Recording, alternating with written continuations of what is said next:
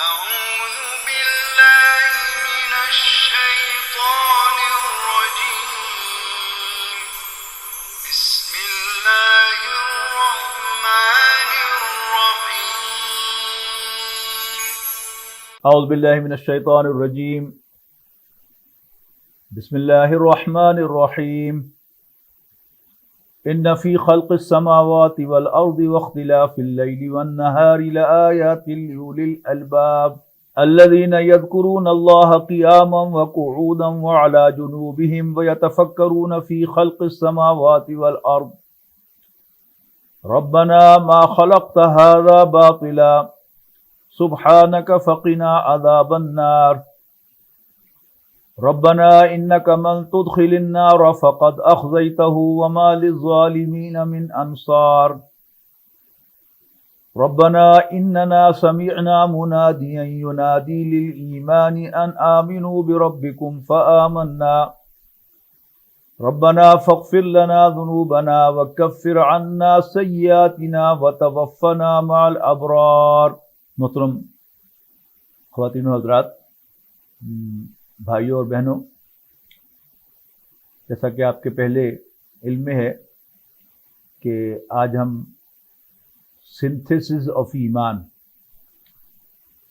مراد اس سے یہ ہے کہ کسی ایسے شخص کے اندر ایمان کیسے پیدا کیا جائے جو کسی مسلمان گھرانے میں پیدا نہیں ہوا اور وہ جدید تعلیم یافتہ بھی ہے اور خود غور و فکر کرتا ہے اور بات کو سمجھ کر ماننے کا عادی ہے، تو اس کو کیسے سمجھایا جائے کہ اللہ تعالیٰ کا وجود ہے، اللہ تعالیٰ نے اس کائنات کو پیدا کیا ہے اور وہی ہمارا رب ہے، اس نے اپنے پیغمبر بھیجے ہیں.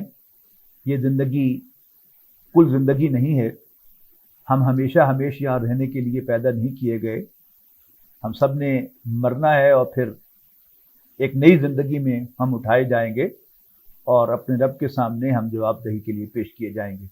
علامہ اقبال نے اپنے لیکچرز میں، یہ دو اقبال ہیں، ایک اقبال شاعر ہے، وہ شاعرانہ انداز میں بڑی عمدہ انسٹرکشن جو ہیں وہ امت مسلمہ کو دیتے ہیں، لیکن ان کی شاعری اول تو اردو یا فارسی میں ہے کہ جس کو انگریزی سمجھنے والے نہیں پڑھ سکتے، نہیں سمجھ سکتے، اور دوسرا اس میں شاعرانہ انداز ہے اور مسلمانوں سے اکثر و بیشتر خطاب ہے.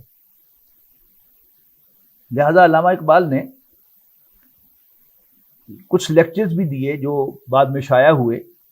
ان کا عنوان تھا reconstruction of religious thought in Islam, یعنی جو اسلام کے اندر ریلیجس تھاٹ ہے، اسلامی فکر ہے، مذہبی فکر ہے، اس کو نئے سرے سے بنایا جائے اور اس کو تخلیق کیا جائے، اس کو تیار کیا جائے اور اس کو لوگوں کے سامنے پیش کیا جائے تاکہ اسلام کی دعوت کو عام کیا جا سکے. یہ کام جو ہے وہ پچھلے 1400 سال میں مسلمان فلاسفرز بھی کرتے رہے ہیں اور اس سے قبل بھی اور بعد بھی عیسائی متکلمین بھی یہ کام کرتے رہے ہیں اور یہودی متکلمین بھی یہ کام کرتے رہے ہیں. فلسفے کے اندر آئیڈیلسٹ جو ہیں، آئیڈیلسٹ فلاسفرز، وہ یہ کوشش کرتے رہے ہیں، لیکن اکثر و بیشتر یہ کوششیں جو ہوئی ہیں ان میں لاجک کے ذریعے، منطق کے ذریعے اللہ تعالیٰ کے وجود کو ثابت کرنے کی کوشش کی گئی ہے. مثال کے طور پر اس کو ایک دلیل کے طور پر لیا گیا ہے کہ جو چیز بھی نظر آ رہی ہے وہ آپ سے آپ نہیں بنی، اس کا کوئی نہ کوئی بنانے والا ہے، اور اس کائنات کا بنانے والا جو ہے وہ اللہ ہے. لیکن جو بہت زیادہ کریٹیکل مائنڈ رکھنے والے لوگ تھے انہوں نے اسی پر اعتراض کیا، اسی میں سے کہ اگر تم اس اصول کو مانتے ہو کہ ہر چیز کا کوئی بنانے والا ہے تو پھر یہ بھی مانو کہ اللہ کا بھی کوئی بنانے والا ہے. لیکن ہم تو یہ مانتے ہیں کہ اللہ تعالیٰ جو ہے وہ ہمیشہ سے ہے اور ہمیشہ رہے گا. اسی طرح ایک آرگومنٹ یہ ہے کہ کوئی بھی چیز جو وجود میں آتی ہے اس کی کوئی نہ کوئی وجہ ہوتی ہے، کوئی ریزن ہوتی ہے، تو پھر آخر یہ بات جو ہے وہ اللہ تعالیٰ کو بھی جا کے کاٹ دے گی، پھر اس کی بھی کوئی نہ کوئی ریزن ہونی چاہیے۔ تو علامہ اقبال نے اپنے لیکچرز کے انٹروڈکشن میں یعنی آغاز ہی اس طرح کیا کہ the existence of God can not be proved by teleological, cosmological and ontological arguments۔ یہ جو میں نے ذکر کیا جن آرگومنٹس کا کہ اللہ کا وجود ان آرگومنٹ سے ثابت نہیں ہو سکتا۔ پھر وہ فرماتے ہیں کہ ماضی قریب تک، یعنی اس وقت ان کا ماضی قریب جب وہ لیکچر لکھ رہے تھے کہ 1930 کی دہائی میں یہ لیکچرز انہوں نے دیے ہیں، اور اس وقت میں وہ کہتے ہیں کہ ماضی قریب تک تصوف کے جو مکاتب تھے وہ بڑے زندہ تھے، اور صوفیاء کرام کرامت دکھا کر لوگوں کے اندر ایمان پیدا کر دیتے تھے، اور کوئی ایسا جو انہیں ایکسپیرینس کراتے تھے کہ جس کی بنیاد پر کہ ان کا مخاطب جو ہوتا تھا وہ اللہ تعالیٰ کے وجود کو اپنے دل میں محسوس کرتا تھا، نبی اکرم صلی اللہ علیہ وسلم کی حقانیت کو پہچانتا تھا اور آپ پر ایمان لے آتا تھا۔ جیسے ہم انڈو پاک سب کانٹیننٹ کے لوگ، انڈیا، پاکستان، بنگلہ دیش کے رہنے والے لوگ، ہم صوفیاء کرام کی دعوت پر اسلام لائے۔ ہمارے بڑے یعنی ایک ایک صوفی بزرگ کے ہاتھ پر لاکھوں کی فگرز ہیں کہ انہوں نے کوئی لمبے چوڑے لیکچرز نہیں دیے تھے، بس ان کی محفل میں بیٹھ کر ایسی حرارت اور گرمی وہ پروڈیوس کرتے تھے ایمان کی، جیسے کسی فرنس کے پاس آپ بھٹی کے پاس بیٹھ جائیں تو اس کے ارد گرد دور دور تک اس کی حرارت محسوس ہوتی ہے۔ تو وہ صوفیہ جو تھے وہ ایمان کے سرچشمے تھے، فاؤنٹین ہیڈ سے ایمان کے، اور جو بھی ان کے قریب کچھ عرصہ بیٹھتا تھا وہ آہستہ آہستہ ایمان کی حرارت محسوس کرتا تھا، اور پھر مسٹک ایکسپیرینس کے ذریعے سے وہ اس کے اندر ایمان پیدا کر دیتے تھے۔ اب وہ فرما رہے ہیں کہ کچھ عرصے سے وہ تصوف کے مکاتب فکر بھی بند ہو گئے، سوتے خشک ہو گئے اس تصوف کے۔ تو اب سوال یہ ہے کہ پھر ایمان کی دعوت، اسلام کی دعوت کیسے دی جائے؟ اس پہ پھر انہوں نے سورہ آل عمران کے آخری رکوع کی ان آیات کو کوٹ کیا ہے۔ آئیے دیکھتے ہیں کہ پھر قرآن مجید ایمان لانے کی دعوت کیسے دیتا ہے۔ تو یہ آیات ہیں سورہ آل عمران کے آخری رکوع کی۔ ارشاد ہے ان فی خلق السماوات والارض واختلاف اللیل والنہار، یقیناً آسمانوں اور زمین کی تخلیق میں اور رات اور دن کے آگے پیچھے آنے میں لا آیات، بڑی نشانیاں ہیں، لی اولی الالباب، الباب والوں کے لیے۔ اب اس کا ترجمہ آپ کو مختلف تراجم میں مختلف ملے گا۔ کچھ لوگوں نے کہا کہ عقل والوں کے لیے نشانیاں ہیں، کچھ لوگوں نے کہا کہ لب لباب جو ہوتا ہے، کسی بھی چیز کا جو جست ہوتی ہے وہ اس کا لب لباب ہوتا ہے۔ تو انسانیت کا لب لباب، وہ لوگ کہ جو سینسیبل ہیں، غور و فکر کرنے والے ہیں، وہ اس کائنات کا اصل حاصل ہیں، انسانیت کا اصل حاصل ہیں، تو ان کے لیے نشانیاں ہیں۔ پھر ایک مطلب الباب کا دل بھی ہے، ہارٹ، تو دل والوں کے لیے نشانیاں ہیں۔ یہ انشاءاللہ ہم اگلی نشست میں اس کی وضاحت کریں گے کہ پھر وہ دل والے کون ہیں اور کس طرح یہ ان کے لیے نشانیاں ہیں۔ لیکن یہاں صرف ابھی اتنا نوٹ کر لیجئے کہ آسمانوں اور زمین کی تخلیق اور رات اور دن کے آگے پیچھے آنے میں یقیناً الباب والوں کے لیے نشانیاں ہیں۔ اب یہ قرآن مجید میں یہ مضمون جو ہے وہ کئی صورتوں میں پھیلا ہوا ہے، خاص طور پر جن صورتوں کے اندر کثرت سے اللہ تعالیٰ کی نشانیوں کا تذکرہ ہے، ان میں ایک بڑی جانی پہچانی سورت رحمان ہے، پھر اس کے ساتھ سورت واقعہ ہے، پھر سورت یونس ہے، پھر سورت روم ہے، پھر سورت نحل ہے، سورت انعام ہے۔ ان میں کثرت کے ساتھ نشانیوں کا تذکرہ ہے۔ سورہ بقرہ کی آیت نمبر 164 میں یہ نشانیاں جو ہے وہ ایک ہی آیت کے اندر اکٹھی کی گئی ہیں، بہت ساری نشانیاں، اس کو بھی دیکھتے ہیں۔ ان فی خلق السماوات والارض واختلاف اللیل والنہار، یقیناً آسمانوں اور زمین کی تخلیق اور رات اور دن کے آگے پیچھے آنے میں، والفلک التی تجری فی البحر بما ینفع الناس، اور وہ کشتیاں کہ جو سمندر میں چلتی ہیں وہ اٹھا کر جو انسانوں کو فائدہ دیتا ہے، یعنی تجارتی سامان یہ بحری جہازوں کے ذریعے، کشتیوں کے ذریعے یہ ایک جگہ سے دوسری جگہ منتقل ہوتا ہے، جس سے انسانوں کو فائدہ ہوتا ہے۔ اچھا، اس میں ایک ایک چیز کے اندر کئی نشانیاں ہیں۔ یہ کشتی جو ہے یہ پانی کی سطح پر چلتی ہے. یہ بھی کیا اللہ کی نشانی ہے کہ اللہ تعالیٰ نے انسان کو سجھایا کہ یوں کر کے اس کی شیپ بنائی جائے تو یہ پانی میں ڈوبے گی نہیں بلکہ بڑا بھاری بوجھ اٹھا کر چلے گی. اور پھر اس کے ذریعے سے انسان جو کاروبار کرتا ہے، اپنا سامان ایک جگہ سے دوسری جگہ ٹرانسپورٹ کرتا ہے، خود جو ہے وہ ایک جگہ سے دوسری جگہ موو کرتا ہے. وَمَا أَنزَلَ اللَّهُ مِنَ السَّمَاءِ مِن مَاءٍ، اور جو اللہ نے پانی کی شکل میں آسمان سے نازل فرمایا ہے، فَأَحْيَا بِهِ الْأَرْضَ بَعْدَ مَوْتِهَا، کہ پھر اس پانی کے ذریعے سے اللہ تعالیٰ زمین کو اس کے مر جانے کے بعد زندہ کرتا ہے. یعنی بنجر خشک زمین، انفرٹائل زمین، بیرن زمین جو ہے وہ دوبارہ فرٹائل ہو جاتی ہے اور اس میں چیزیں اگتی ہیں. وَبَثَّ فِيهَا مِن كُلِّ دَابَّةٍ، اور اس نے زمین پر طرح طرح کے جو جانور ہیں وہ پھیلا دیے ہیں. وَتَصْرِيفِ الرِّيَاحِ، اور ہواؤں کے چلنے میں. وَالسَّحَابِ الْمُسَخَّرِ بَيْنَ السَّمَاءِ وَالْأَرْضِ، اور وہ بادل کے جو آسمان اور زمین کے درمیان معلق ہیں اس میں لآیات، یقیناً بہت سی نشانیاں ہیں، لقوم یعقلون، سینسیبل لوگوں کے لیے، عقل والوں کے لیے.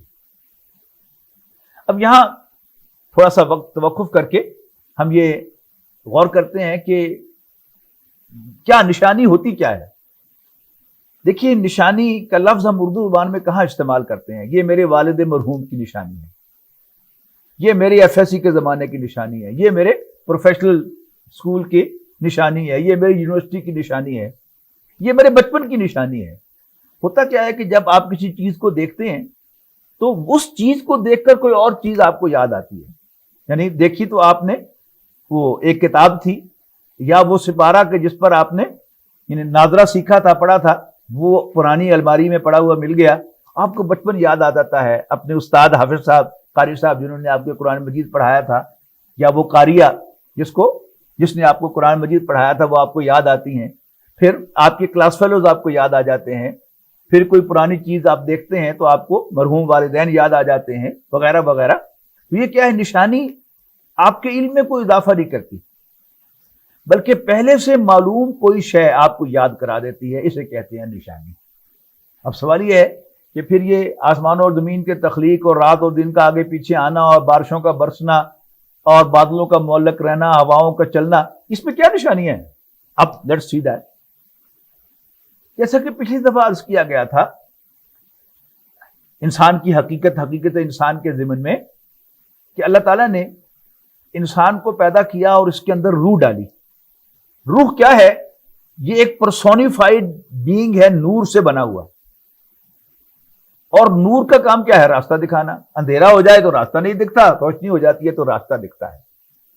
یہ انسان کے قلب میں ڈالا گیا ہے، قلب کے اندر اس کو ودیت کیا گیا ہے، اور اس کی بنیاد پر انسان کو اللہ تعالیٰ کی معرفت حاصل ہوتی ہے کہ انسان جو نام بھول گیا تھا اللہ تعالیٰ کا، لیکن یہ یاد تھا کہ وہ بڑا پرفیکٹ ہے، اس میں کوئی نقص نہیں، کوئی خامی نہیں، اور بیکار کام نہیں کرتا، وغیرہ وغیرہ. نام بھول گیا تھا. لیکن جب ہم اس کائنات پر نظر ڈالیں گے اور دیکھیں گے کہ ہمیں اس سے فائدہ پہنچ رہا ہے، کون فائدہ پہنچا رہا ہے، تو یاد آ جاتا کہ ہو نہ ہو یہ وہی ہے میرا رب اللہ، جس کو میں نے دیکھ رکھا ہے، جس کو میں جانتا اور پہچانتا ہوں، اور اسی کی بندگی مجھے کرنی ہے. اب یہ کیسے ہم کریں گے؟ اس کے لیے قرآن مجید کی کچھ اور آیات کا حوالہ ہم دیکھتے ہیں. سورہ واقعہ میں 4 نشانیاں بڑی امیزنگ، بہت ہی زبردست نشانیاں بیان کی گئی ہیں، جن میں ہم اس پروسیس کو دیکھ سکتے ہیں کہ کسی چیز کو دیکھ کر ہم نے کیا کیا نوٹ کرنا ہے کہ ہمیں اللہ یاد آئے گا. سب سے پہلی چیز فرمایا افرأیتم ما تمنون، کیا تم نے کبھی دیکھا، کبھی غور کیا؟ ما تمنون، تم عورت کے رحم میں، اس کی یوٹرس میں کیا ٹپکاتے ہو؟ صرف ایک گندے پانی کی بوند؟ لیکن اس کے بعد اس کے ساتھ کیا ہوتا ہے، وہ کیسے گندے کی پانی کی بوند جو ہے بچہ بن جاتی ہے، انسان بن جاتی ہے، ہمیں تو پتہ بھی نہیں ہے. اور ایسا معلوم ہوتا ہے کہ جیسے اللہ تعالیٰ نے عورت کو ڈیزائن کیا ہے اس کے لیے، اس کو پروڈیوس کیا اس کے لیے کہ اس کی بایو کیمسٹری اور اس کے ہارمونل سسٹم، اس کی اینیٹمی، وہ سب کچھ جو ہے وہ اس نطفے کو، اس سپرم کو پروسیس کرنے کے لیے اللہ تعالیٰ نے بنائی ہے. Can it be an accident? دیکھیے ایکسیڈنٹ جو ہے وہ کیا ہوتا ہے؟ ہر ان پلانڈ اور ان وانٹیڈ انسیڈنٹ جو ہے اس کو حادثہ کہتے ہیں. یعنی آپ ایک کپ جو ہے وہ لے کے کہیں جا رہے تھے, اور آپ کا کپ لے کے جانے کا مقصد کیا تھا کہ میں یہ کافی کا کپ جو ہے وہ کسی کو پیش کروں گا. راستے میں آپ کو ٹھوکر آئی, وہ گر گیا, کپ ٹوٹ گیا, تو یہ آپ کی پلاننگ میں شامل نہیں تھا, یہ تھا ایکسیڈنٹ. اور اس سے ہمیشہ ڈسٹرکشن ہوگی. ایکسیڈنٹس کے نتیجے میں کبھی کنسٹرکشن نہیں ہوتی. میں وہ مذاق کہا کرتا ہوں, کبھی ویسٹرن ورلڈ میں اس موضوع پر خطاب کرنے کا موقع ملے تو میں کہا کرتا ہوں کہ جی میں تو تھرڈ ورلڈ سے آیا ہوں, ہمارے ہاں تو ایسے ایکسیڈنٹ نہیں ہوتے کہ جس میں کوئی کنسٹرکشن ہو, کہ دو کاریں ٹکرائیں اور ان دونوں کاروں کے اچھے اچھے پرزے مل کے ایک اچھی سی کار بن جائے. آپ ڈیولپڈ کنٹریز میں رہتے ہیں, شاید آپ کے یہاں ایسے ایکسیڈنٹس ہوتے ہوں, یقیناً آپ کے یہاں بھی ایسے ایکسیڈنٹس نہیں. اکارڈنگ ٹو تھرمو ڈائنامکس, whenever there is a movement, جب بھی کوئی حرکت ہوگی جس کے پیچھے کوئی پرسونیفائڈ بینگ, کوئی ایک باقاعدہ ذی شعور وجود نہ ہو, مشین نہیں, ایک ذی شعور ذہن اور پرسن نہ ہو, اس وقت تک وہ موومنٹ ہمیشہ ڈس آرڈر کی طرف جائے گی. وہ اب تو نوجوان نسل تو شاید میری بات کو نہ سمجھ سکے, بڑے سمجھ سکتے ہیں. وہ چھاج ہوتا تھا نا, کہ وہ دانے صاف کرنے والی خاتون اس چھاج کو خاص طریقے سے ہلاتی تھی, تو اس کے جو پتھر ہوتے تھے, روڈ ہوتے تھے, وہ ایک طرف ہو جاتے تھے اور دانے جو ہے وہ ایک طرف ہو جاتے تھے. یہ کیا ہے؟ یہ ایک آرڈرلی موومنٹ ہے. اور ویسے ہی جو ہے وہ دھکے شکے آئیں اس کو, تو کبھی بائی ایکسیڈنٹ تو ایسا ہو سکتا ہے کہ اس میں سے روڈ اور دانے علیحدہ ہو جائیں, لیکن ہمیشہ یہ ایکسیڈنٹ نہیں ہوتا. تو افرأیتم ما تمنون, کیا تم نے کبھی غور کیا کہ تم کیا ٹپکاتے ہو؟ انتم تخلقونہ, کیا اس بوند کو تم پروڈیوس کرتے ہو؟ کیا اس سے تم بچہ بناتے ہو؟ ام نحن الخالقون, یا ہم اس کے پیدا کرنے والے ہیں. یقیناً ہمیں تو معلوم بھی نہیں کہ عورت کے رحم میں اس کے ساتھ کیا ہوتا ہے, لیکن ہمیں تو صرف 8-9 ماہ کے بعد ایک بچہ جو ہے وہ ڈیلیور کر دیتی ہے خاتون, لیکن ہمیں معلوم نہیں ہے. اور خود عورت کو ہم نے تو نہیں پیدا کیا, اللہ تعالیٰ نے مرد کو بھی اسی نے پیدا کیا, عورت کو بھی اسی نے پیدا کیا. مرد کی ضرورت تھی اولاد, لیکن وہ اکیلے پیدا نہیں کر سکتا تھا. اللہ تعالیٰ نے اس کی ضرورت کو پورا کرنے کے لیے عورت کو بنایا ہے, جو اس کے نطفے کو پروسیس کرتی ہے. اسی طرح ایک خاتون دیکھ سکتی ہے کہ میری ضرورت اولاد ہے, لیکن میں بھی تنہ تنہا اولاد پیدا نہیں کر سکتی, تو پھر اللہ تعالیٰ نے میری اولاد کے لیے میرے شوہر کو بنایا ہے, کہ جس کا نطفہ جو ہے وہ میرے اوم کے ساتھ ملتا ہے, اس کا سپرم, تو پھر وہ ایک بیج کی شکل میں اختیار کر کے پھر وہ وہاں سے پھر ایک بچہ جو ہے پروڈیوس ہوتا ہے. تو بڑے خوبصورت الفاظ, افرأیتم ما تمنون انتم تخلقونہ ام نحن الخالقون. اس کے بعد فرمایا آیت نمبر 63 میں, افرأیتم ما تحرثون, کیا تم نے کبھی غور کیا تم بوتے کیا ہو؟ ایک چھوٹا سا دانہ گندم کا. انتم تزرعونہ, کیا تم اس کو اگاتے ہو؟ یعنی انسان تو صرف وہ بیج جو ہے وہ زمین میں چھپاتا ہے, بوتا ہے, لیکن وہ بیج پھر اس کے ساتھ کیا ہوگا؟ وہ پھٹے گا اور اس میں سے ایک چھوٹا سا پودا نمودار ہوگا, اور پھر وہ پھلے پھولے گا, اور ایک دانے سے 500-700 دانے جو ہیں بن جائیں گے. انسان کو تو پتہ بھی نہیں, لیکن یہ دانہ جو ہے یہ کس کی ضرورت ہے؟ گندم کون کھاتا ہے؟ میں کھاتا ہوں, آپ کھاتے ہیں. تو افرأیتم ما تحرثون, کیا تم نے کبھی غور کیا کہ تم بوتے کیا ہو؟ انتم تزرعونہ, کیا تم اس کو اگاتے ہو؟ ام نحن الزارعون, یا ہم اس کے اگانے والے ہیں. obviously ضرورت انسان کی, لیکن ایکسیڈنٹ نہیں. پہلا تو یہ بات یاد رکھنی ہے کہ بھائی ایکسیڈنٹ یہ نہیں ہو سکتا, کبھی کبھار ہو بھی جائے, لیکن ہر روز ہو, ہر سال ہو, دن میں کئی مرتبہ ہو, بیک وقت ایک ہی کھیت میں کئی قسم کے پودے جو ہیں وہ بوئے ہوں آپ نے, اور وہ سارے جو ہیں وہ اپنی اپنی شکل میں پھوٹ رہے ہوں, یہ ایکسیڈنٹ نہیں ہو سکتا. یہ کسی نے بنایا ہے, کوئی پرسونیفائڈ بینگ ہے کہ جس نے یہ پودا اگایا ہے. تو انتم تزرعونہ, یقیناً میں نہیں ہوں. ام نحن الزارعون, اللہ تعالیٰ فرماتا ہے کیا تم اس کے اگانے والے ہو؟ تم نے اس کو اگایا ہے یا ہم اس کے اگانے والے ہیں.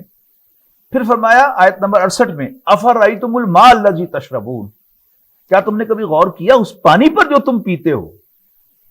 اانتم انزلتموہ من المزن، تو کیا بادل میں سے تم اس کو نیچے لے کے آتے ہو؟ ام نحن المنزلون، یا ہم اس کے نازل کرنے والے ہیں. ہم نے جغرافیہ میں پڑھا تھا اسکول لائف میں کہ انڈو پاک سب کانٹیننٹ کے اندر، بر صغیر پاک و ہند کے اندر جو بھی بارشیں ہوتی ہیں، اس کے بخارات خلیج بنگال سے اٹھتے ہیں اور اوپر جا کر پھر ہوا ان کو لے جاتی ہے اور کوہ ہمالیہ کے ساتھ جا کر ان کو مارتی ہے، اور پھر اس سے ٹکرا کر وہ اوپر اٹھ جاتے ہیں اور پھر ٹھنڈے ہو جاتے ہیں، اور پھر پورے سب کانٹیننٹ میں وہ بادل جو ہے وہ پھیل کر بارش برساتے ہیں. ایک صاحب نے ماسٹرز کیا تھا یعنی مشرقی پاکستان سے بنگلہ دیش بننے سے پہلے، تو انہوں نے بتایا بڑا دلچسپ کہ ان کے کسی استاد نے ایک پیپر لکھا تھا کہ ہر سال وہ جو جگہ ہے جہاں سے وہ بخارات اٹھتے ہیں وہ چند فٹ جو ہے وہ موو ہو جاتی ہے، وہاں سے بدل جاتی ہے، اور اس کا نتیجہ یہ نکلے گا کہ آپ کو یاد ہوگا، جو بزرگ ہیں انہیں یاد ہے کہ جب ہم چھوٹے تھے تو ہر سال مشرقی پاکستان میں سیلاب آتے تھے. اب ہم کبھی نہیں سنا کہ وہاں سیلاب آئے ہیں، بلکہ اب اکثر کیا ہوتا ہے کہ پاکستان کے بہت سے حصوں میں سیلاب آ جاتے ہیں اور بارشیں بڑی شدت کے ساتھ ہوتی ہیں. کراچی جو ہے وہ فلڈ ہو جاتا ہے، اور کبھی جو ہے بلوچستان کے اندر سیلاب آ جاتا ہے، اور کبھی جو ہے یہ 18,000 ڈوب جاتا ہے. یعنی یہ پنجاب کے وہ علاقے کے جن میں نارملی سیلاب نہیں آتا، لیکن یہ سب کچھ جو ہے وہ ہوا ہے. اس کا مطلب ہے کہ وہ ان کا اندازہ جو تھا وہ درست تھا. تو is it all accident? No, it can not be an accident. یہ اللہ تعالیٰ کا بنایا ہوا نظام ہے کہ جس کے تحت جو ہے وہ کہاں سے اٹھتا ہے پانی. یعنی مجھے پانی پلانے کے لیے میرے رب نے کہاں سے پانی جو ہے وہ اٹھایا ہے. سمندر سے بخارات اٹھائے ہیں. بخارات کیا ہوتے ہیں؟ پانی ہی ہوتا ہے. اور پھر اوپر جاتے ہیں، ٹھنڈے ہوتے ہیں، اور پھر اس سے پانی برستا ہے، میٹھا پانی. اس لیے کہ آگے جا کر فرمایا، اسی آیت سے اگلی آیت جو ہے اس میں فرمایا کہ اگر ہم اس پانی کو کھاری کر دیں تو پھر تم باتیں بناتے رہ جاؤ گے. تو اللہ تعالیٰ نے میری پیاس بجھانے کے لیے یہ پانی اور بارش کی شکل میں اتارا ہے میرے اوپر، کہ جس میں سے میں پانی حاصل کر کے پیتا ہوں. یہی پانی زمین میں جذب ہوتا ہے اور پھر میں اس کو یعنی پمپ کے ذریعے سے یا کنویں میں سے میں ڈول ڈال کر نکالتا ہوں. تو ہے تو وہ بارش کا پانی. اور یہ جو تبدیلیاں ہم دیکھ رہے ہیں کہ اللہ تعالیٰ نے جو نظام بنایا تھا اس میں زیادہ جو تھی وہ مٹی تھی، اور اس میں سے پانی جذب ہوتا تھا، سیپ ہوتا تھا، اور سب سائل فائل نکلتا تھا. نتیجہ کیا ہے؟ ہم نے ہر جگہ جو ہے وہ پکی کر دی. گھروں کو پکا بنایا، سڑکوں کو پکا بنایا، اور پھر بڑی بڑی عمارتیں ہم نے کھڑی کر دی. پہاڑوں کو کاٹ کاٹ کر ہم انہیں سڑکوں پر اپنے گھروں میں لے آئے، جس کے نتیجے میں یہ وہ سارا بیلنس جو ہے وہ خراب ہو رہا ہے. اور غالباً اسی لیے اب زلزلوں کی شدت بھی بڑھ گئی ہے اور ان کی فریکوینسی بھی بڑھ گئی ہے. اب زیادہ کثرت سے زلزلے آتے ہیں اور شدت کے ساتھ آتے ہیں. تو یہ سب اللہ تعالیٰ کا بنایا ہوا نظام ہے. اور پانی کیا ہے؟ ہم زمین میں سے وہ پانی نکال رہے ہیں اور اس کو نالیوں میں ہم بہا رہے ہیں، سمندر میں جا کے پھینک رہے ہیں. اور اگر اس کی بجائے وہ پانی جو ہے وہ زمین ہی کے اندر جذب ہو تو پھر ہمیں وہ دوبارہ یعنی پینے میں کے لیے بھی کام آئے گا، کھیتی باڑی کے لیے بھی کام آئے گا. ہم اس کو پمپ کر کے باہر نکالیں گے. تو وہ سارا نظام جو ہے وہ کس کا ہے؟ بنایا ہوا ہے. وہ نمبر ایک وہ آپ سے آپ نہیں ہوا، کسی نے بنایا ہے، ایکسیڈنٹ نہیں ہے. اور پھر وہ کون کر رہا ہے؟ وہ کوئی میرا ہی ہونا چاہیے نا، میرا غیر تو نہیں ہو سکتا. جو میرا ہے، میری دیکھ بھال کرتا ہے، میرا خیال رکھتا ہے، اور وہ یاد آ رہے کو یہ تو وہی اللہ ہوگا جو میرا رب ہے، جس کو میں نے دیکھا تھا، پہچانا تھا، اس سے وعدہ کیا تھا، گواہی دی تھی. وہ جو سورہ اعراف میں ہے کہ اللہ تعالیٰ نے تمام ارواح کو اکٹھا کیا، ان کو ایک وجود بخشا، پیدا کیا، اور ان سے سوال کیا الستو بربکم، کیا میں تمہارا رب نہیں ہوں؟ قالوا بلا، تم سب نے کہا یس انڈیڈ، کیوں نہیں، ہم گواہی دیتے ہیں کہ تو ہمارا رب ہے.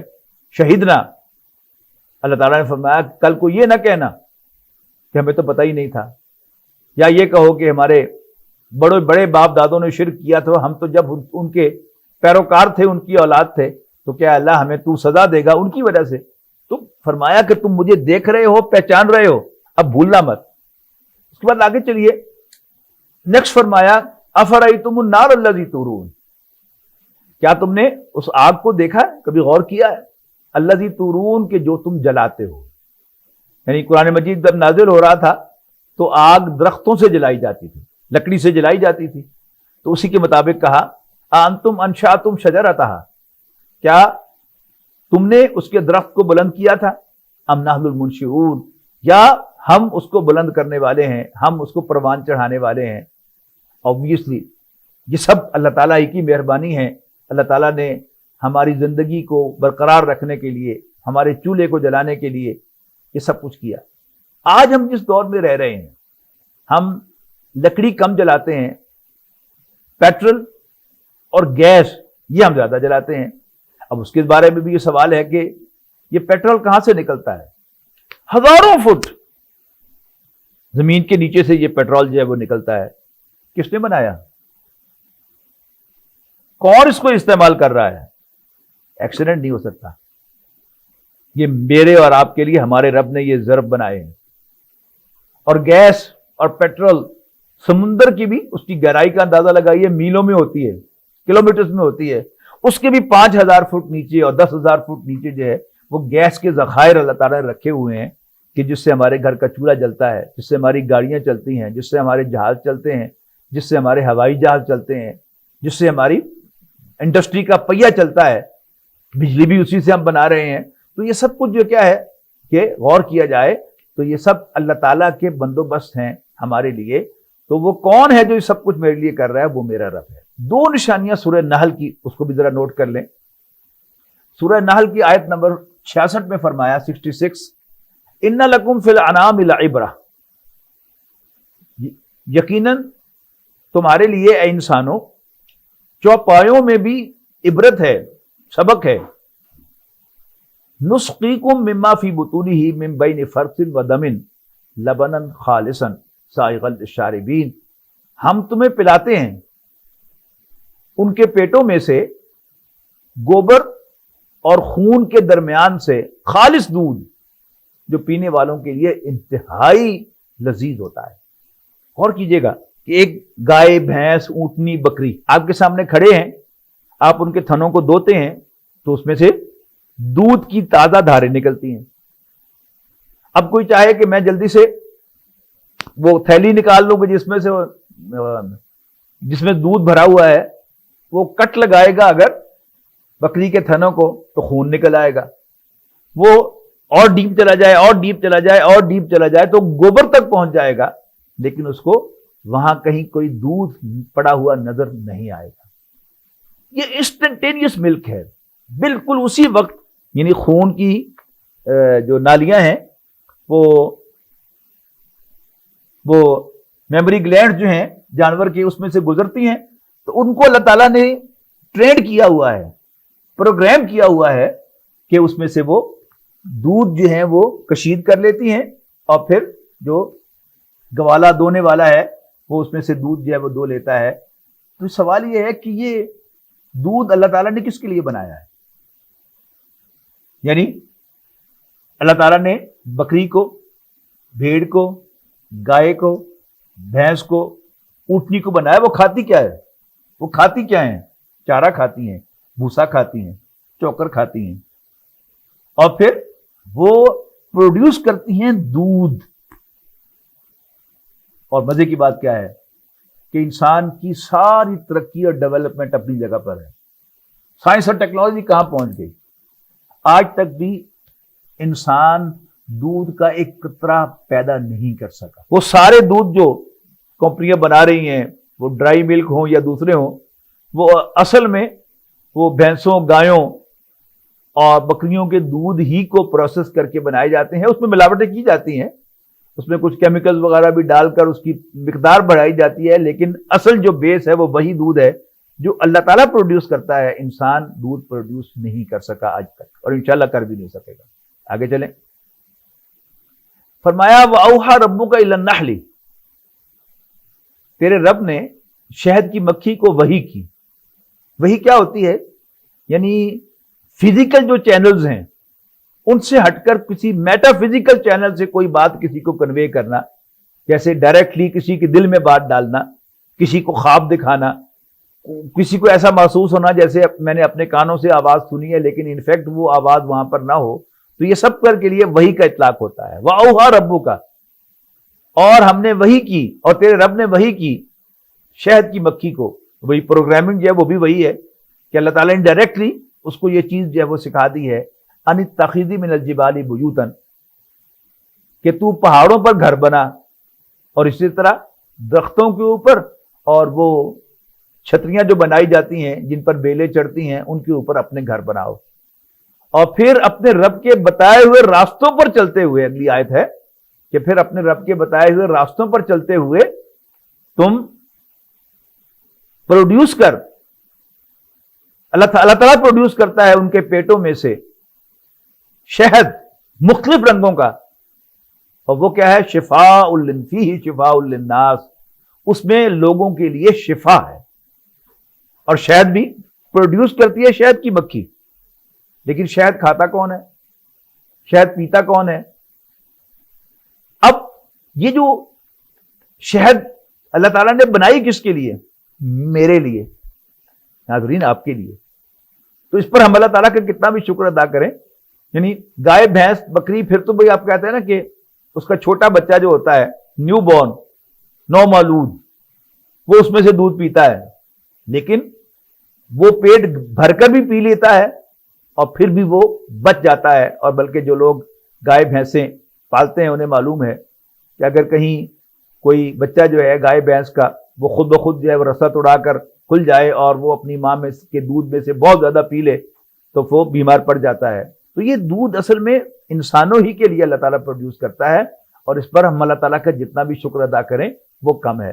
اور یہ شہد جو ہے اس کا تو کوئی، شہد کی مکھی خود تو شہد کھاتی نہیں، وہ خود تو شہد پیتی نہیں، یعنی انسانوں ہی کے لیے اللہ تعالیٰ نے اس کو حکم دے رکھا ہے، اللہ تعالیٰ نے اس کو پروگرام کر رکھا ہے کہ وہ بناتی ہے. تو is it an accident? No, it can not be an accident. اس لیے کہ ایکسیڈنٹ سے ڈسٹرکشن ہوتی ہے، یہاں کوئی ڈسٹرکشن نہیں، کنسٹرکشن ہے. اور ایک پرپسفل آبجیکٹو کے ساتھ ایک چیز جو ہے بن رہی ہے، اور جو خوراک ہے کس کی؟ میری اور آپ کی. اس پر ہمیں کیا ہے؟ اللہ تعالیٰ کا شکر ادا کرنا ہے. اور شکر ادا کرنا ہم اگلے لیکچر میں انشاءاللہ پڑھیں گے. یہ بڑے بنیادی انسانی اوصاف میں سے ہے کہ اگر انسان کو شکر کرنے کی عادت ہو تو پھر انسان اللہ تعالیٰ کا بھی شکر گزار بنتا ہے. نبی اکرم صلی اللہ علیہ وسلم کا فرمان ہے کہ من لم یشکر الناس لا یشکر اللہ، جس نے کبھی انسانوں کا شکر ادا نہیں کیا وہ اللہ تعالیٰ کا بھی شکر گزار بندہ نہیں بن سکتا. تو اب آتے ہیں ہم واپس اپنے اصل سبق کی طرف. سورہ آل عمران کی آیات میں سے پہلی آیت ہم نے پڑھ لی، ان فی خلق السماوات والارض واختلاف اللیل والنہار لآیات لأولی الالباب. اب اگلا سٹیپ ہے کہ آپ نے اللہ تعالیٰ کو دیکھ لیا، پہچان لیا کہ وہ میرا رب ہے، اس کے جو کمالات ہیں ان کو اپریشیٹ کر لیا، آپ کے دل کے اندر اس کا شکر جو ہے وہ ہو گیا پیدا، تو آپ کو اللہ تعالیٰ سے محبت ہو گئی. اور جس چیز سے انسان کو محبت ہوتی ہے وہ لازماً اسے کھڑا ہوا، بیٹھا ہوا اور اپنی کروٹوں میں، اپنے خوابوں میں یاد کرتا ہے. ایک بچہ ہے کہ وہ تقاضا کرتا ہے اپنے والد سے، اپنی والدہ سے کہ آپ مجھے بیبی سائیکل دے دیں. والدین کسی مصلحت کے تحت نہیں کرتے، لیکن بچے پر یہ بھوت سوار ہوتا ہے کہ میں نے سائیکل لینی ہے، اور وہ سائیکل کے بغیر بھی چلتے ہوئے یوں کرتا ہے کہ جیسے وہ سلپ لگا رہا ہے اس کے ساتھ، یوں کر کے اس کے ون ویلنگ کر رہا ہے. یہ کیا ہے؟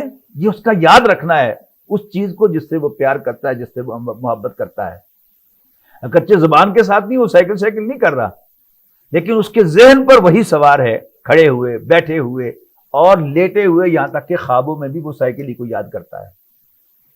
اب جب ہم اللہ تعالیٰ کو یاد کریں گے، پہچان کر یاد کریں گے اس کی تمام خوبیوں کے ساتھ، اس کے تمام کمالات کے ساتھ، کہ وہ سب کچھ کر سکتا ہے، وہ سب کچھ جانتا ہے، وہ بڑا دانا ہے، بڑا حکیم ہے، وہ بڑا کیئر کرنے والا ہے، اور وہ بڑا خیال رکھنے والا ہے، اور وہ عدل کرنے والا ہے. اور ساتھ ہی ساتھ ہم یہ دیکھ رہے ہوں گے کہ اللہ تعالیٰ جو ہے وہ حاکم ہے اس پوری کائنات کا، اس کو چلانے والا ہے۔ یہ مضمون بڑی خوبصورتی کے ساتھ سورۃ المومنون میں آیا ہے۔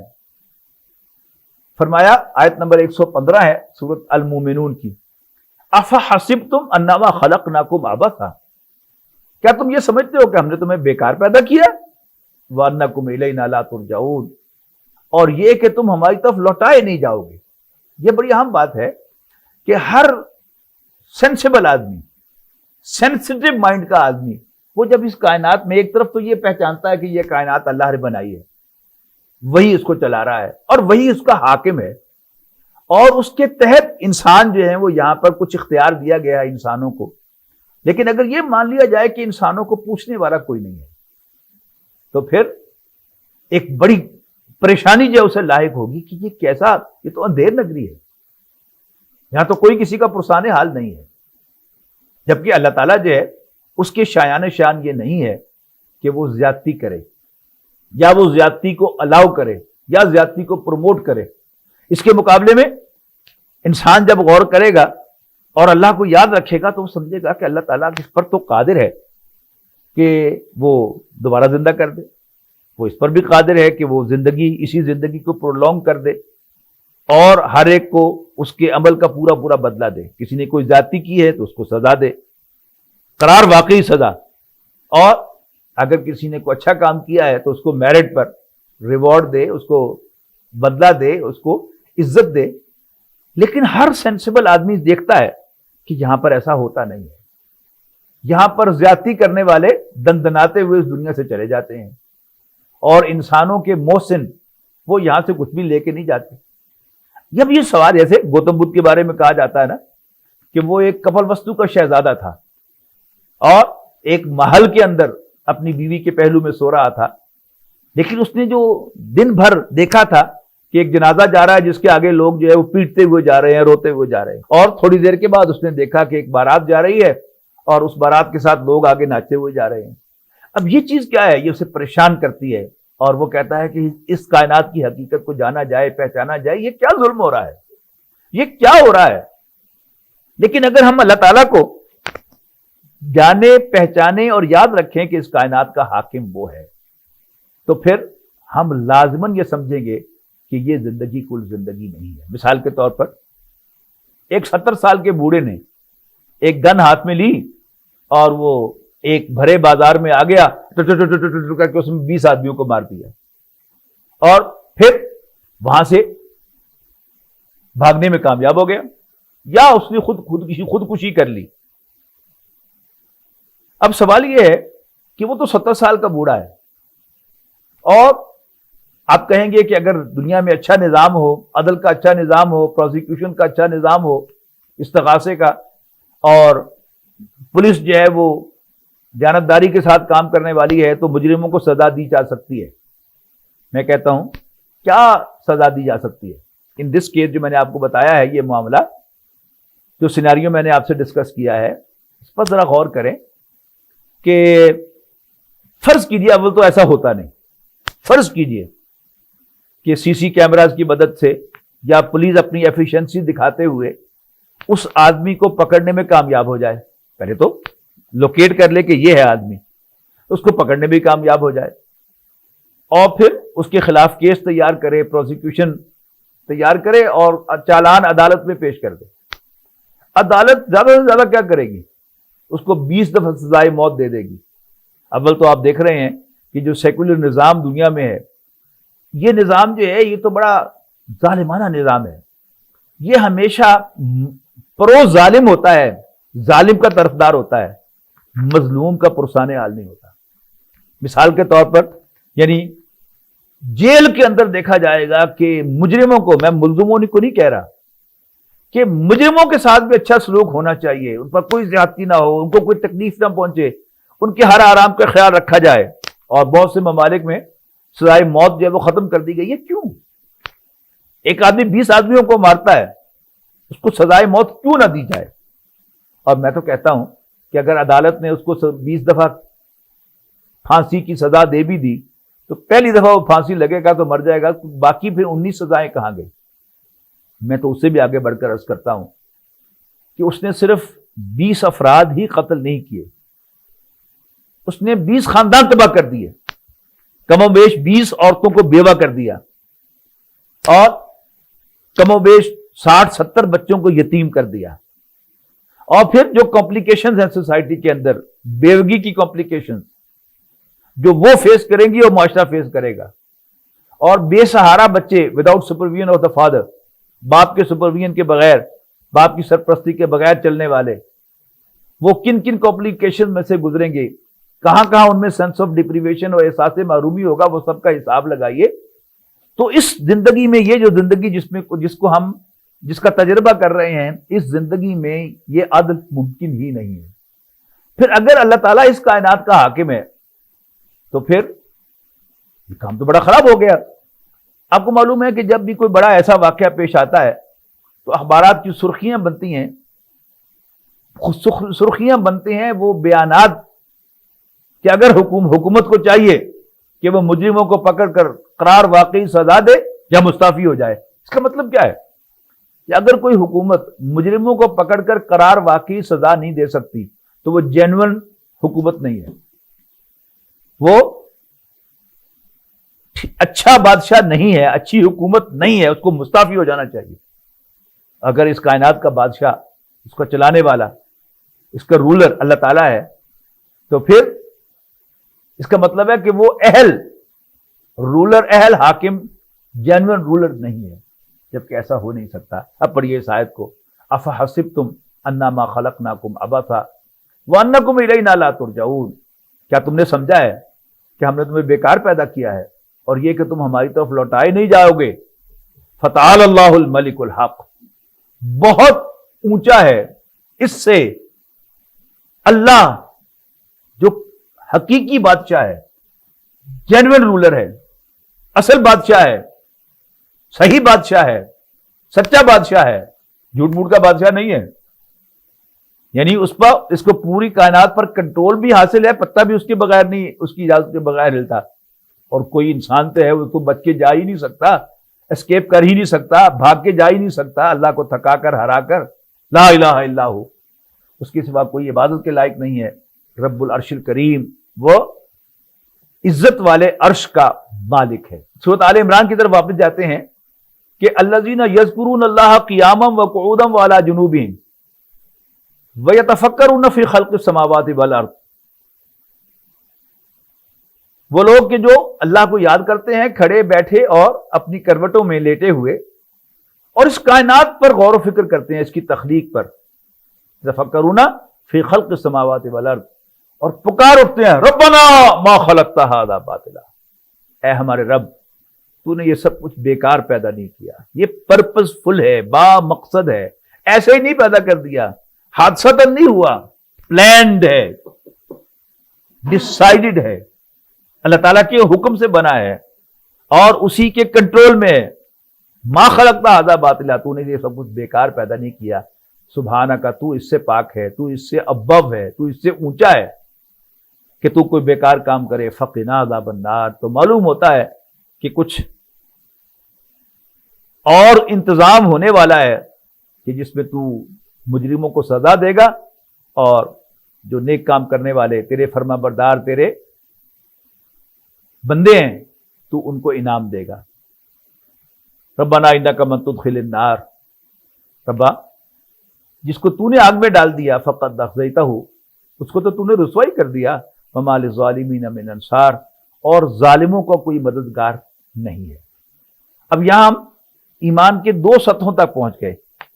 پہلے تو اس کائنات کو دیکھ کر اللہ یاد آ گیا، یہ معلوم ہوتا ہے کہ یہ سب کچھ اسی نے بنایا ہے، وہی چلا رہا ہے جو میرا رب ہے اور جسے میں نے دیکھا تھا، بے عیب، تمام خوبیوں والا، تمام کمالات والا، جس کو میں ڈھونڈ رہا تھا۔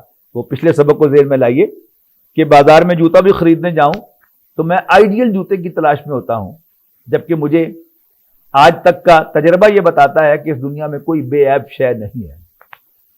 آج میں گھر بناؤں گا اور اس میں لیٹسٹ فٹنگز جو ہیں وہ لگواؤں گا اور ایسا معلوم ہوگا جس میں کوئی عیب نہیں چھوڑا میں نے، لیکن کچھ ہی عرصے میں معلوم ہوگا کہ نہیں، یہ تو وہ نہیں ہے، اس میں یہ خامی ہے، یہ خامی ہے، یہ نقص ہے، یہ کمزوری ہے۔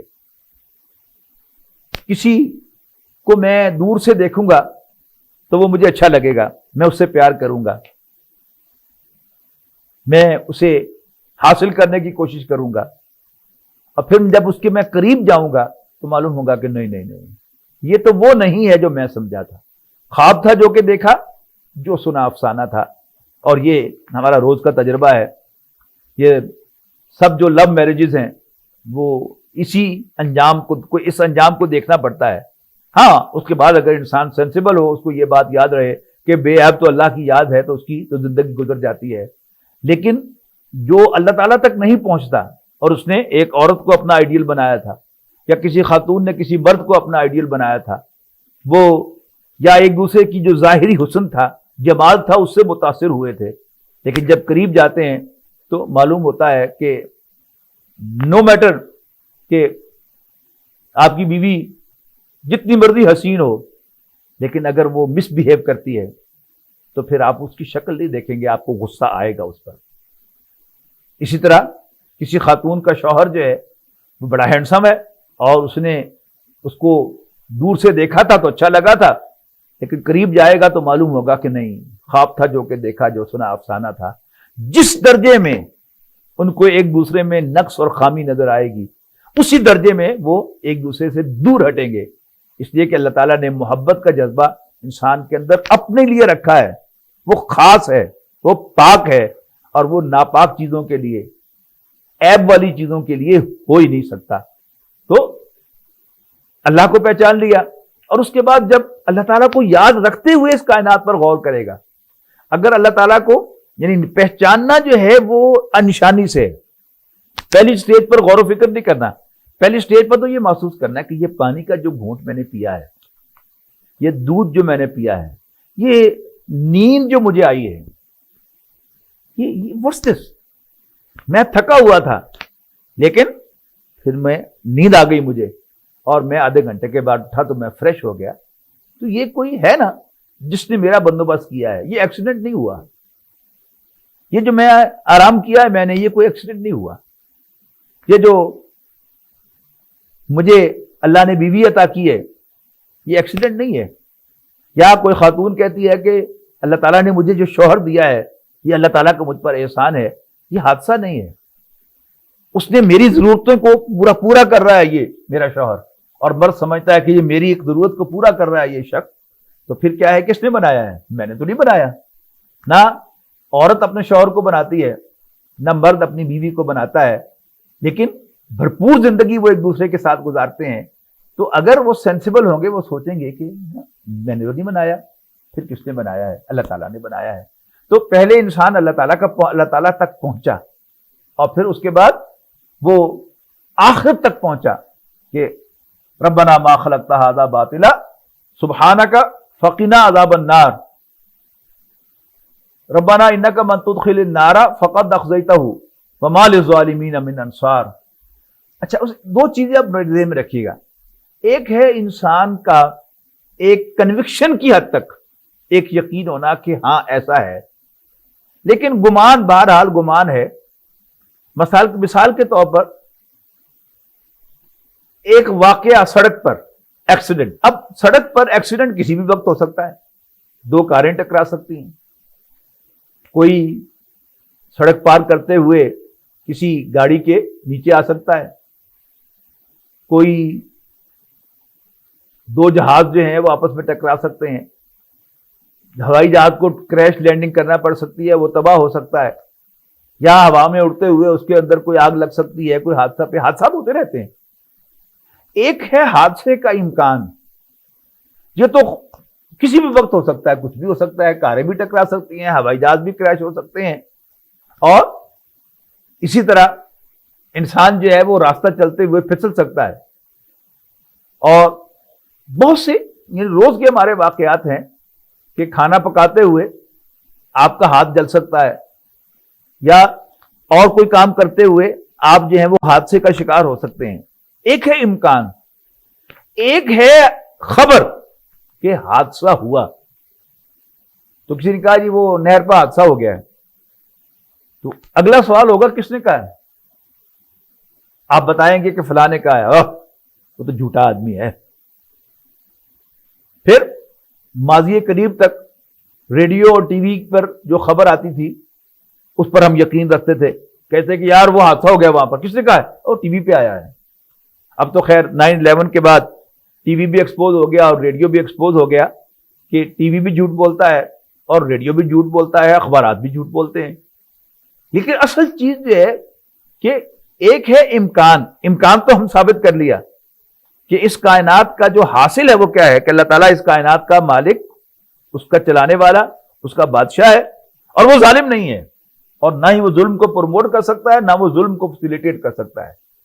یہ زندگی امتحان کے لیے سی، اور اگر کسی شخص نے اللہ تعالیٰ کے احکام کو وائلیٹ کیا ہے، اس کے بندوں پر زیادتی کی ہے، تو اللہ تعالیٰ ضرور اس کو سزا دے گا. یہ بھی ہو گیا. لیکن واقعی ایسا ہوگا کہ نہیں ہوگا، اس کے لیے ضرورت ہے پھر سورس کی، کوئی ایسی سورس جو اتھینٹک ہو اور اس کو آپ مان لیں کہ ہاں اگر اس نے کہا ہے تو یہ درست ہے. اور وہ سورس کیا ہوتی ہے؟ وہ اللہ کے نبی ہوتے تھے. اللہ کے نبی کون تھے؟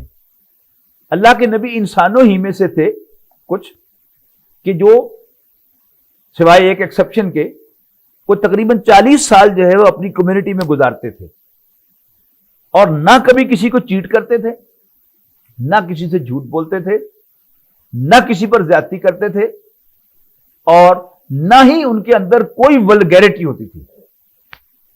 یعنی ہر اعتبار سے پرفیکٹ انسان ہوتے تھے، اخلاق میں، کردار میں، ڈیلنگ میں، بیہیویئر میں، ٹیمپرامنٹ میں، ہر چیز میں اعلیٰ. اللہ تعالیٰ ان کو اپنا پیغامبر نامزد کرتا تھا. پیغامبر یعنی پیغام لانے والا، جس کا انگریزی میں ترجمہ میسنجر ہے. اللہ تعالیٰ انہیں اپنا رسول نامزد کرتا تھا، پیغام لانے والا نامزد کرتا تھا، اور وہ آگے خبر دیتے تھے کہ وہ جس کو تم دل میں محسوس کر رہے ہو، ہاں واقعی وہ اللہ ہی تمہارا رب ہے. اور یہ مختلف ہوتی ہیں چیزیں. ہم نے جو ہمارا دوسرا سبق تھا رب ہمارا، اس میں آپ کو یاد ہوگا کہ میں نے عرض کیا تھا کہ اللہ تعالیٰ کا قرآنک انٹروڈکشن جو ہے وہ اس کا رب ہونا ہے. مکے کے لوگ اللہ تعالیٰ کو جانتے اور پہچانتے تھے، خالق مانتے تھے توحید کے ساتھ، الہ مانتے تھے شرک کے ساتھ، لیکن رب سرے سے مانتے ہی نہیں تھے. لہذا دونوں آیات میں اللہ تعالیٰ کا تعارف اس کے اعتبار سے ہے. قرآن مجید میں نازل ہونے والی پہلی آیت بھی اقرا بسم ربک الذی خلق، پڑھ اپنے اس رب کے نام سے جس نے پیدا کیا. اور ٹیکسٹ کی پہلی آیت بھی الحمدللہ رب العالمین، ساری تعریف اس اللہ کے لیے ہے جو تمام جہانوں کا رب ہے، لارڈ ہے، لارڈ آف دا ورلڈز. تو اب نبی اکرم صلی اللہ علیہ وسلم کا تذکرہ ہو رہا ہے کہ ربنا اننا سمینا منادیا ینادی للایمان، اے ہمارے رب ہم نے سنا ایک منادی دینے والے کو، منادی کرنے والے کو، اعلان کرنے والے کو.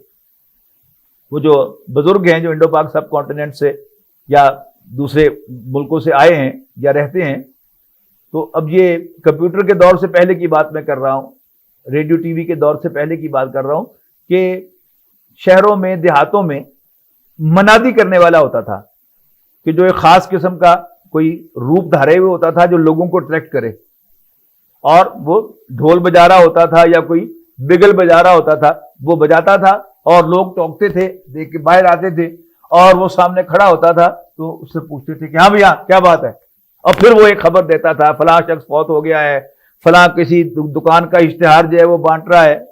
تو نبی اکرم صلی اللہ علیہ وسلم کوہ صفا پر کھڑے ہوئے، اور یہ مکے کا عام دستور تھا کہ خاص منادی کرنے والا، اعلان کرنے والا کسی بلند مقام پر چڑھ جاتا تھا اور اپنے کپڑے پھاڑ دیتا تھا تاکہ نمایاں ہو جائے.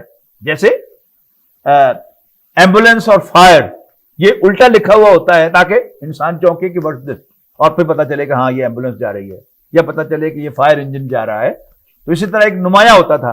تو نبی اکرم صلی اللہ علیہ وسلم نے جو ولگر ایسپیکٹ تھا کپڑے پھاڑنے والا اس کو مائنس کر دیا، لیکن آپ بلند مقام پر چڑھے اور آپ نے نعرہ لگایا وا صباحا، ہائے وہ صبح جو آنے والی ہے. تو لوگ جمع ہوئے تو آپ نے پوچھا کہ تم نے مجھے کیسا پایا؟ انہوں نے کہا کہ سچا پایا. تو آپ نے پھر انہیں خبر دی کہ اللہ تعالیٰ نے مجھے اپنا رسول نامینیٹ کیا ہے نامزد کیا ہے، اور میں تمہیں خبر دیتا ہوں کہ تم سب مر جاؤ گے، مرنے کے بعد دوبارہ اٹھائے جاؤ گے اور پھر اپنے رب کے سامنے پیش کیے جاؤ گے، اور تمہیں اپنے تمام اعمال کی جواب دہی کرنا ہوگی۔ تو کیا ہے؟ ربنا اننا سمینا منادیا ینادی للایمان، کہ ہم نے سنا اے ہمارے رب ایک منادی کرنے والے کو ایمان کی منادی کرتے ہوئے، مانو، ایمان لے آؤ۔ کیا منادی کر رہا تھا؟ انا آمنوا بربکم، کہ اپنے رب کو مان لو، اپنے رب پر ایمان لے آؤ۔ ربنا فاغفر لنا فآمنا، آمنوا بربکم، اپنے رب کو مان لو، اپنے رب پر ایمان لے آؤ، فآمنا، پس ہم ایمان لے آئے۔ ربنا فاغفر لنا ذنوبنا وکفر عنا سیئاتنا وتوفنا مع الابرار۔ اس میں جو صدیقین ہیں، اول ایمان لانے والے، یعنی حضرت خدیجہ رضی اللہ تعالیٰ عنہ، پھر آپ کے گھر میں حضرت علی رضی اللہ تعالیٰ عنہ، وہ تو ابھی بچے تھے، لیکن حضرت زید ابن حارثہ آپ کے آزاد کردہ غلام، اور آپ کے دوستوں میں حضرت ابوبکر، یہ صدیقین میں سے ہیں۔ یوں سمجھیے کہ یہ اپنے غور و فکر سے پہلے سے اللہ تعالیٰ کا پہنچے ہوئے تھے، اور یہ محسوس کرتے تھے کہ کوئی نہ کوئی اکاؤنٹیبلٹی ہونی چاہیے۔ نبی اکرم صلی اللہ علیہ وسلم نے آ کر ان کے خیالات کو تقویت پہنچائی، کہا کہ یس، جو کچھ تم تھوک رہے ہو ٹھیک ہے، تو یہ فوراً ایمان لے آئے۔ یعنی حضرت ابوبکر کے بارے میں نبی اکرم صلی اللہ علیہ وسلم کی گواہی ہے کہ کوئی شخص ایسا نہیں ہے کہ جس کے سامنے میں نے دعوت رکھی ہے، اس نے کچھ وقت نہ لیا سوچ بچار میں، سوائے ابو بکر کے، کہ ادھر میں نے اس کے سامنے دعوت رکھی، فوراً اس نے قبول کر لی۔ تو یہ صدیقین ہیں۔ تو ہم نے سنا ایک منادی کرنے والے کو ایمان کی منادی کرتے ہوئے، فآمنا، پس ہم ایمان لے آئے، ربنا فاغفر لنا ذنوبنا، پس اے ہمارے رب تو ہمارے گناہوں کو بخش دے، وکفر عنا سیئاتنا، اور ہماری برائیوں کو ہم سے دور کر دے، وتوفنا مع الابرار، اور ہمیں نیکوں کے ساتھ موت دے۔ یعنی ایمان میں وہ پہل کرنے والے ہیں، لیکن اپنے آپ کو بڑا نہیں سمجھتے کہ ہم نے اللہ کے نبی پر کوئی احسان کیا ہے اس کو رسول مان کر، یا ہم نے اللہ پر کوئی احسان کیا ہے اللہ تعالیٰ کو اپنا رب مان کر۔ نہیں، وہ ایمان لانے میں پہل کرتے ہیں، لیکن اپنے گناہوں کی معافی مانگتے ہیں، اپنی برائیوں کو رائٹ آف کرنے کی درخواست پیش کرتے ہیں، اور خود کو نیک نہیں کہتے، درخواست کرتے ہیں توفنا مع الابرار، ہمیں موت دے نیکوں کے ساتھ۔ اور پھر ایک آیت چھوڑ کر پھر اللہ تعالیٰ کی طرف سے قبولیت کا بھی ذکر ہے سورۃ آل عمران میں۔ یعنی وہ تو اپنی برائیوں کا تذکرہ کرتے ہیں، اب اللہ تعالیٰ ان کی نیکیوں کا تذکرہ کرتا ہے کہ میں تو فاستجاب لهم ربهم، ان کے رب نے ان کی پکار سن لی، ان کی دعا قبول کر لی۔ میں تو کسی بھی عمل کرنے والے کا عمل ضائع نہیں کرتا، خواہ وہ مرد ہو یا عورت ہو، چاہے جائے کہ یہ لوگ فالذین ہاجروا، جنہوں نے ہجرت کی، میرے لیے سب کچھ چھوڑا، اپنے گھروں سے نکالے گئے اور اللہ کے راستے میں انہوں نے جنگ کی اور قتل ہوئے، میں لازماً ان کی برائیوں کو ان سے دور کروں گا اور انہیں ایسے باغات میں داخل کروں گا جن کے نیچے نہریں بہتی ہوں گی، اللہ تعالیٰ کی طرف سے بدلے کے طور پر۔ واللہ عندہ حسن ثواب، اور اللہ تعالیٰ کے پاس بہت عمدہ ثواب، بہت عمدہ اجر ہے۔ تو انشاءاللہ اگلی نشست میں میں بتاؤں گا کہ پھر وہ اولو الالباب کون سے ہیں، دل والے۔ یہ ایک بڑا اہم سبجیکٹ ہے کہ ابو لہب نبی اکرم صلی اللہ علیہ وسلم کا سگا تایا تھا، سگا چچا تھا، لیکن وہ حضور صلی اللہ علیہ وسلم کو نہیں پہچان سکا۔ حضرت ابوبکر تو آپ کے خاندان کے بھی نہیں تھے، حضرت خدیجہ تو آپ کے خاندان کی بھی نہیں تھی، اور عام طور پر ہوتا ہے کہ بیوی کے لیے اپنے شوہر کو ماننا بڑا مشکل کام ہے، لیکن ان لوگوں نے کیوں نبی اکرم صلی اللہ علیہ وسلم کو اللہ کا رسول مان لیا؟ اس سوال کا جواب انشاءاللہ اگلی نشست میں آئے گا۔ بارک اللہ لی ولکم فی القرآن العظیم ونفعنی وإیاکم بالآیات والذکر الحکیم۔